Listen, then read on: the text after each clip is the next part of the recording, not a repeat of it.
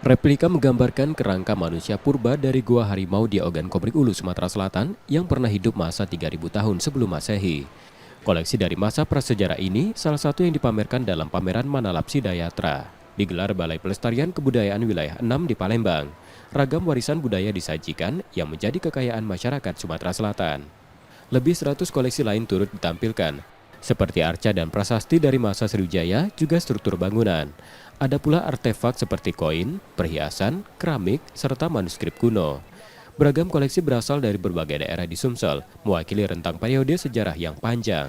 Dan pameran ini dimaksudkan untuk semua halayak, baik itu generasi muda, masyarakat umum, maupun komunitas-komunitas bisa mengenal tentang warisan budaya yang ada di Sumatera Selatan ini, sehingga bisa mencapai pengertian untuk tugas dan kewajiban kita, sekaligus sebagai kebanggaan tentang mewariskan warisan budaya itu kepada generasi-generasi selanjutnya. Membawa koleksi museum ke dalam mal jadi cara menarik minat masyarakat lebih luas.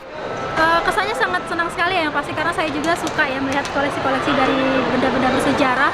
Apalagi kan juga di tahun saat ini, di masa sekarang, minat anak muda itu sudah berkurang untuk datang ke museum. Dan ini merupakan terobosan terbaru pastinya anak muda yang suka datang ke mall, langsung ada pameran benda-benda bersejarah, jadi sekaligus ini bisa memperkenalkan kepada anak-anak muda. Pameran Manalapsi Dayatra menunjukkan Sumatera Selatan memiliki peradaban dan kebudayaan yang ada jauh sebelum catatan kemasyhuran Kedatuan Sriwijaya. M. Rizky Nurmizan, Kompas TV, Palembang, Sumatera Selatan.